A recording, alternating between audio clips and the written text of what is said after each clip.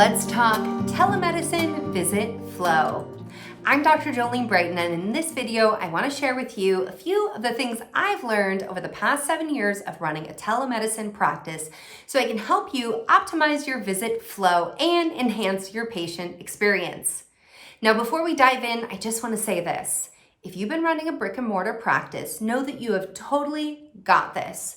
But there's going to be a few things that you need to be streamlining and optimizing to make sure that your patients have less anxiety and more confidence about meeting with you online.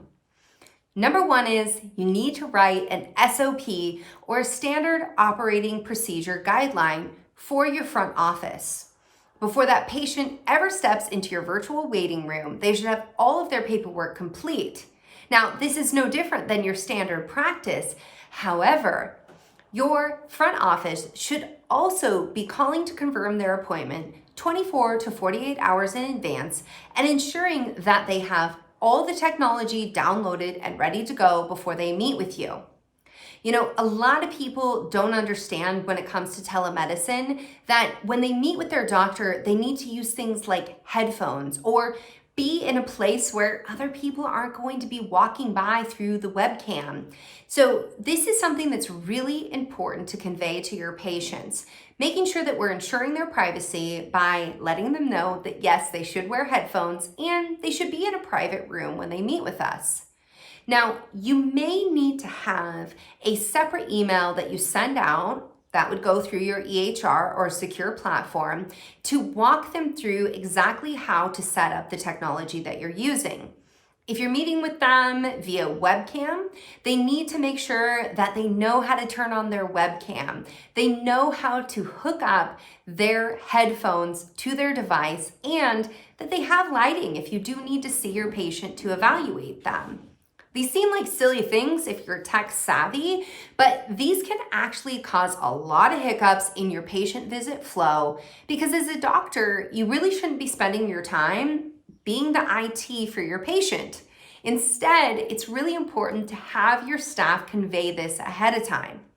Now, once you meet with them and the visit is over, you want to make sure that you walk them through at the very end what they can expect from your staff. Will your staff be calling them, sending them an email? How will their treatment plan be delivered? And what will it look like for them to schedule next? Maybe you're going to be handling all of that, or maybe you're going to be transferring a phone call, or you're going to be having a staff member jump on to that web platform in order to speak with them, or they can expect a call later from a staff member. The more you can communicate up front, the less anxiety that your patient is going to have about this, and the less you're going to spend your visit troubleshooting the tech issues that come up. Now, you want to take them through your standard visit flow, but you want to think about what can you be communicating ahead of time so that they feel confident in what is going to happen during that visit. This can be part of the SOP, and having a patient care coordinator or your front office call them ahead of time, making sure they have all the tech ready to go. And one more tip about that SOP is have someone else that didn't write it on your staff go through it and see if they can follow it, both from the patient perspective and from your patient care coordinator perspective. If it's not so clear to anyone else who didn't write it, it's not going to be clear to your patient or to the person who may need to step in for your staff if a staff member goes out. So just to recap for patient visit flow, make sure you have all their paperwork and everything conveyed to them 24 to 48 business hours in advance. That's part of conveying to them when their appointment is going to be, but also how that visit flow will look. So have your patient care coordinator go through how your visit flow will look and what they can expect when you come on. If you're going to be calling them, make sure that they know that.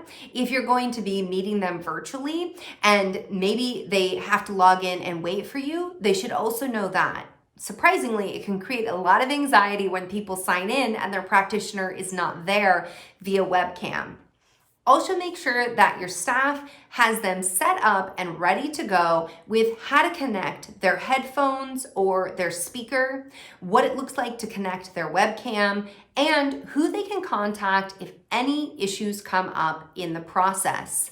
This will allow you to get in and do your job, and then remember at the end of your appointment to walk them through what the next steps will look like in terms of communication, rescheduling, how their treatment plan will be delivered, how they're going to get medications, supplements, or whatever is part of their treatment plan.